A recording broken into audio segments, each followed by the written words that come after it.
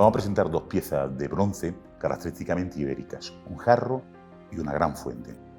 La asociación de estas dos piezas normalmente en el mundo ibérico está asociado a cierto tipo de rituales. El jarro es una pieza muy bien terminada que presenta una decoración tanto en el asa en cuanto a borlones y en la parte baja del asa una figura masculina con ciertos rasgos fantásticos, de cuya frente sale, al parecer, algo parecido a un felino. Por otra parte tenemos un caldero. El caldero no presenta decoración ninguna. Una de las cosas que más resaltan del jarro es que en su momento fue restaurado ya hace 2500 años. Esto significa que de alguna forma los antiguos iberos tenían intención de recuperar la propia vida de la vajilla y de esta manera darle una proyección casi simbólica. Estos se llaman queimelia, son objetos que perduran a su tiempo y que van incorporando una serie de valores simbólicos añadidos a su propia historia. El que ambos objetos aparecieran asociados en su momento significa que son complementarios entre sí. Muy probablemente estén asociados a algún ritual del agua.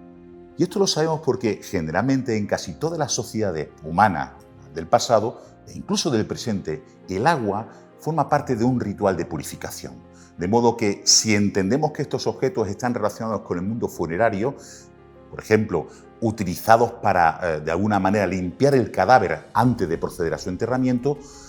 nos están hablando de los mismos protocolos y los mismos rituales que conocemos cuando sabemos que entre el mundo de los vivos y el mundo de los muertos en época ibérica siempre hay un río que los separa, el cual sirve simbólicamente al atravesarlo hacia la ciudad de los muertos para limpiar el alma del cadáver, y una vez que ha sido enterrado, cuando la gente vuelve de nuevo a la ciudad, vuelve a pasar de nuevo por el río y de alguna forma limpian su alma de esas miasmas que han recogido en el cementerio.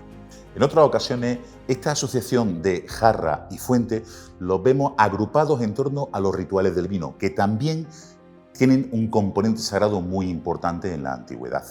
No obstante, en este caso parece poco probable que haya una relación entre el vino y esta vajilla, puesto que las dimensiones de ambas son demasiado grandes. Normalmente cuando tenemos este tipo de contenedores hay una jarra que sirve para repartir el vino entre los comensales y no es el caso. De todas formas, hubo unas investigaciones que realizó Sarah Hill Julian hace ya algún tiempo, donde demostraba que la altura del jarro coincide con la anchura máxima de la fuente y a la inversa, la altura de la fuente coincide con la dimensión máxima, con la anchura máxima del jarro, lo cual de alguna forma nos está explicando que existe algún momento, algún sistema de medidas perfectamente desarrollado y que fueron las que determinaron la forma en que se fabricaron ambos objetos. También es interesante resaltar que en esta misma época, hacia el siglo V a.C. aproximadamente, tanto en el Mediterráneo como en la Europa templada, gran parte de los enterramientos aristocráticos que conocemos portaban como ajuar funerario este tipo de juegos entre jarra y fuente. En algunas ocasiones en la zona de Etruria y parte del centro de Europa,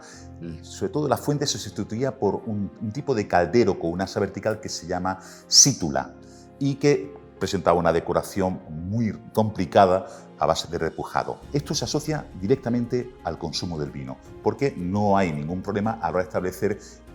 la relación entre el tamaño de la jarra de reparto de ese vino y el propio contenedor. El conjunto de Benalúa de las Villas no es el único que conocemos en la provincia de Granada.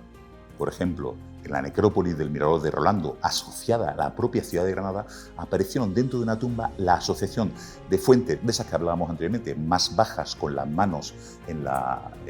forma de relieve en la parte baja de la asa, y una pequeña jarrita, que en este caso sí podría haber servido para repartir el vino. En otros casos, como en Baza, se localizan solamente esas pequeñas fuentes bajas y sin embargo no aparecen asociados los jarros. En Galera, en la antigua necrópolis de Tutují, muy conocida, sí apareció un caldero de grandes dimensiones, pero con un solo asa vertical, y en ese asa había una torsión que hacía que se pudiera permitir la posibilidad de colgar el caldero de alguna manera. Finalmente, en la muñeca apareció también un jarro de un asa vertical parecido al que había aparecido anteriormente, que mencionamos anteriormente en el Mirador de Rolando, Y por otra parte, mucho más interesante porque en la Hispanic Society de Nueva York se conservan dos pequeños relieves de caballos rampantes, uno de ellos con un jinete, que debieron ser el remate de uno de estos grandes calderos correspondiente a una tumba posiblemente fenicia, lo cual demuestra que también los fenicios utilizaban este tipo de recursos desde el punto de vista de la ritualización de la muerte. Estos objetos aparecen asociados normalmente a rituales, sea sagrado o sea propiamente funerario, donde la aristocracia tiene o juega un papel fundamental, sea sobre el control de esa liturgia o sobre su propio desarrollo. ¿Por qué? Porque de alguna forma esta aristocracia necesita utilizar los mensajes de su propia mitología para justificar su poder. Y ese poder está representado en estos objetos, que son objetos a los cuales no todo el mundo tiene alcance y por tanto se consideran objetos suntuarios, objetos de alto valor, que solo la aristocracia podría acceder a ellos.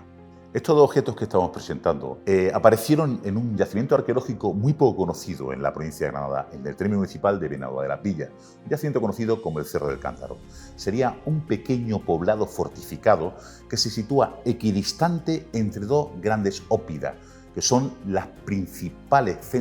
centros urbanos de época ibérica que conocemos. Hacia el sur está prácticamente a 20 kilómetros del Cerro de los Infantes de Pinos Puente, el lugar de la antigua ciudad de Ilurco, y hacia el norte, igualmente a 20 kilómetros, se encuentra otro yacimiento quizá no tan bien conocido como el Cerro de los Infantes, pero también muy importante para el desarrollo de la cultura ibérica en la provincia de Granada, el Cerro de los Ayozos en Montejícar. El yacimiento del Cerro del Cántaro posiblemente se hubiera estado ocupado entre los siglos VII y II a.C.